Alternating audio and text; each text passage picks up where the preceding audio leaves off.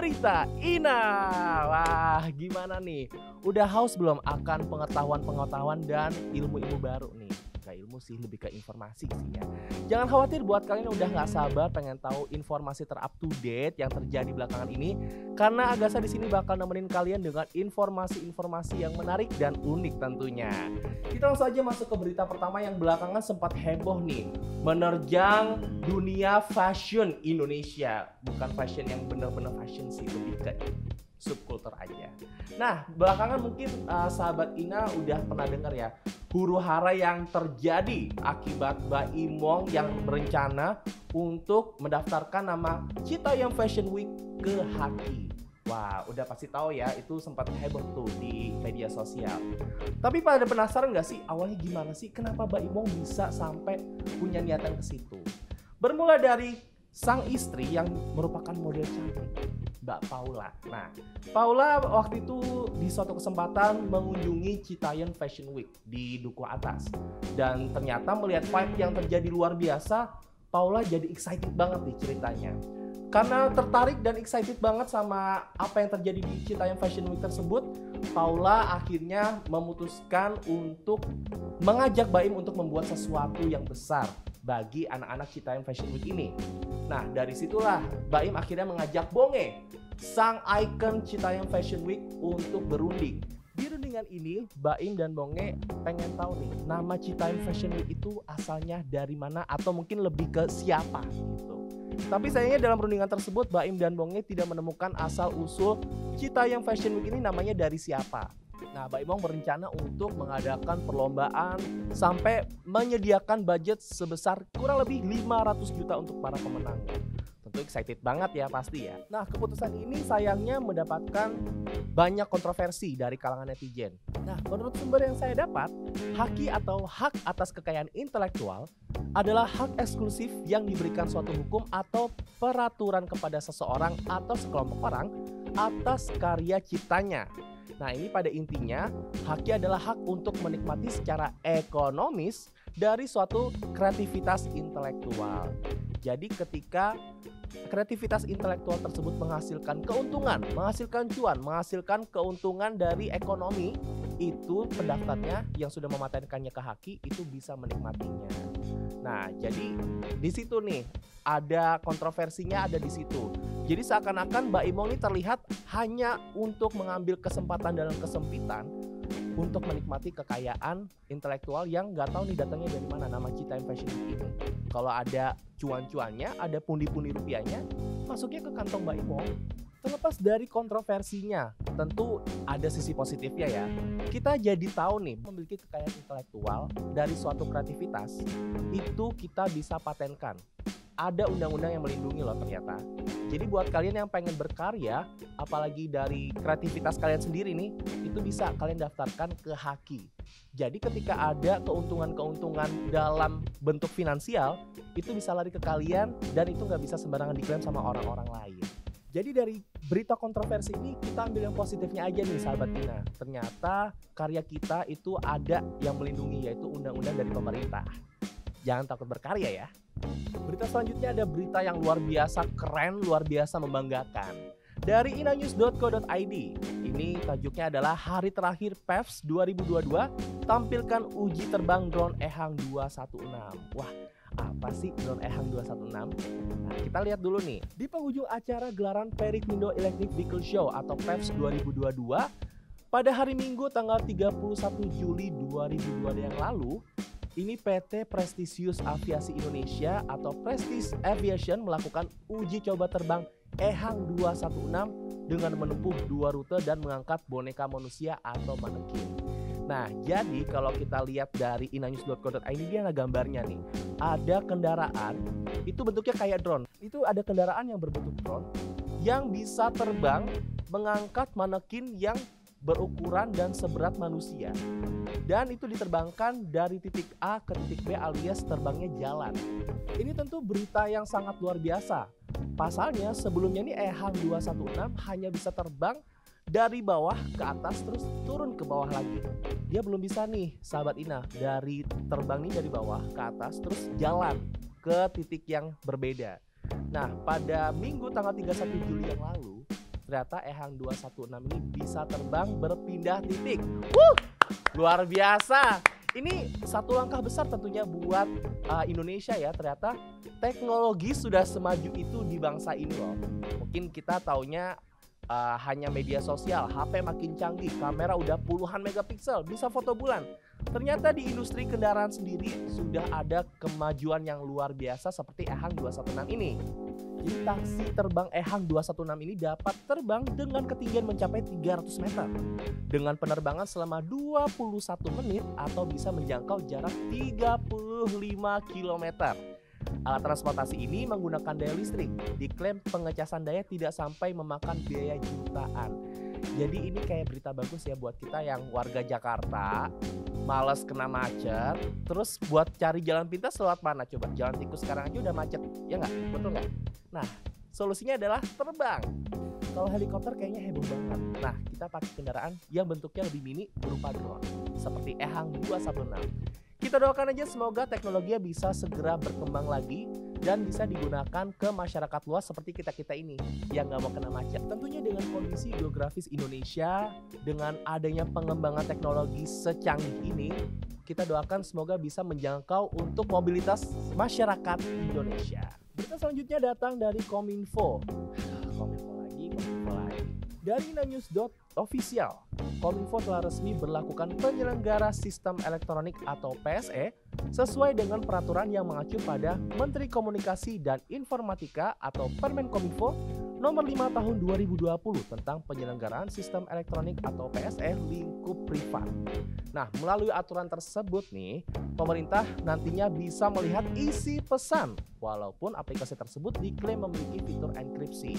Jadi karena sudah didaftarkan nih, kan sempat nih heboh nih ada beberapa fitur-fitur atau mungkin aplikasi-aplikasi yang diharuskan untuk mendaftarkan ke PSE. Salah satunya adalah WhatsApp. Nah, karena sudah daftar nih WhatsApp di PSE ini, nanti akan ada kemungkinan Kominfo bisa intip percakapan kita di WhatsApp.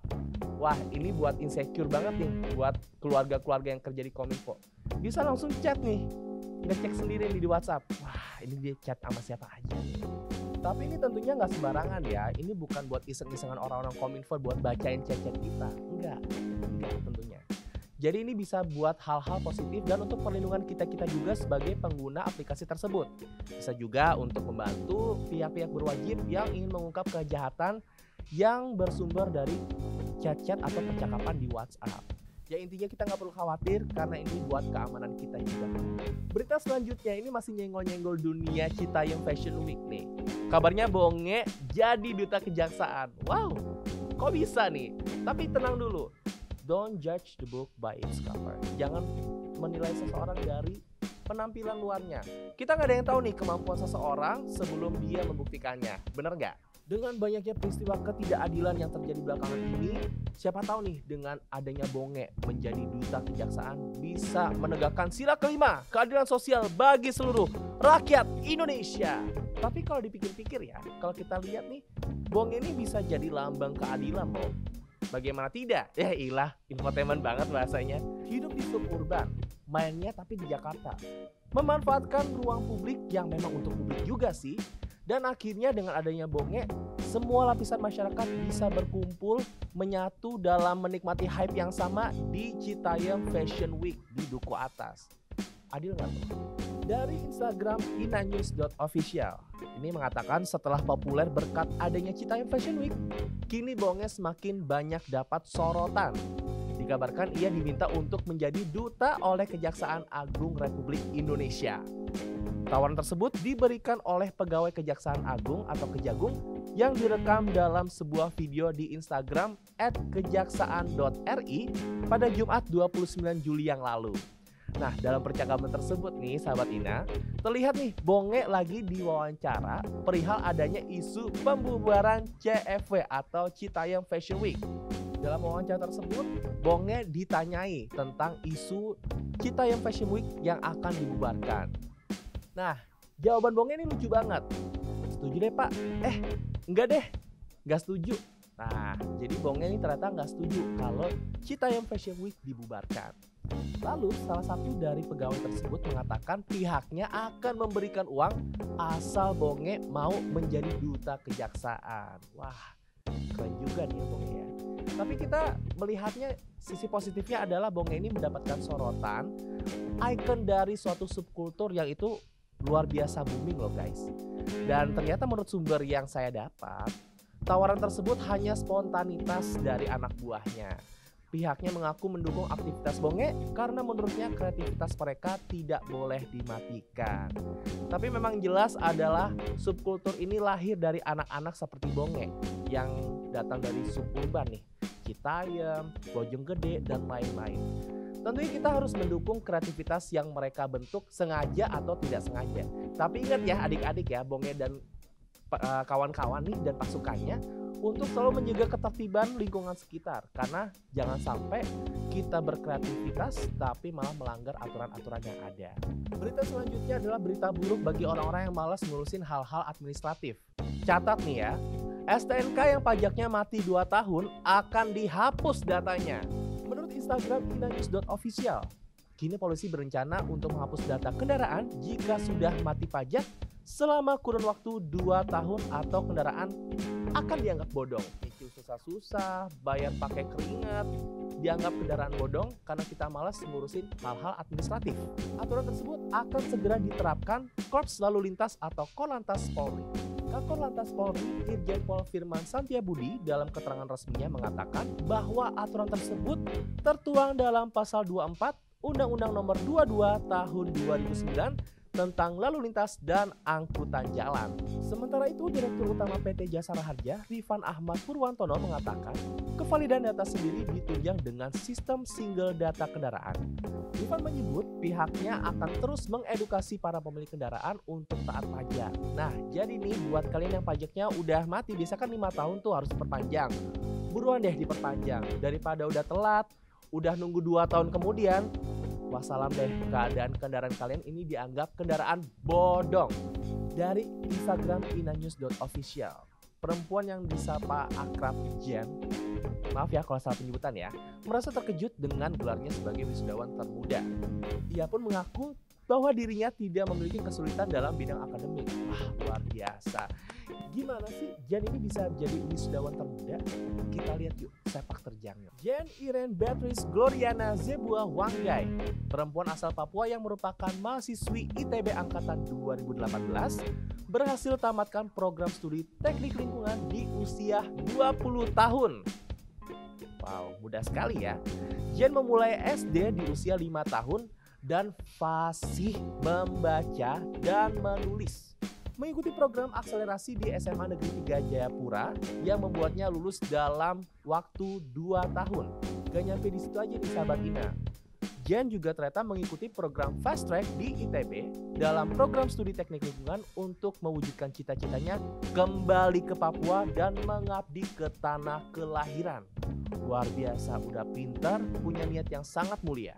Nah, ternyata Jen ini mengaku kalau dia membaca dan menulis ini belajar mandiri lewat poster-poster yang dibeli ibu di toko. Wah, luar biasa inspiratif ya. Ternyata Jen di usianya yang masih 20 tahun sudah bisa lulus di ITB. Dan ternyata kita tahu nih bahwa belajar membaca dan menulis lewat poster-poster yang dibeli ibunya di toko-toko. Ini tentunya bisa menjadi motivasi buat kita sendiri kalau ilmu itu memang tidak ada batasnya. Gak harus dari buku-buku, gak harus dari internet. Lewat poster yang dibeli di toko pun bisa menjadi acuan kita untuk belajar dan berkembang. Luar biasa inspiratif ya. Jen di usia yang masih 20 tahun bisa lulus dari ITB. Dan ternyata dia tuh bermula belajarnya mandiri lewat poster-poster yang dibeli sama ibunya. Tentunya ini jadi motivasi buat kita ya. Kalau belajar itu lewat manapun bisa. Lewat internet udah canggih-canggih. Lewat buku ada banyak di toko. Dan Jen aja bisa hanya lewat poster-poster. Wah, inspiratif banget nih. Jen di usia 20 tahun sudah bisa lulus dari ITB. Tentunya ini menjadi motivasi kita ya, terutama buat adik-adik nih yang masih duduk di bangku perkuliahan. Semoga bisa segera menyelesaikan studinya tepat waktu dan ilmu yang dipelajari bisa bermanfaat untuk diri kita dan juga orang sekitar.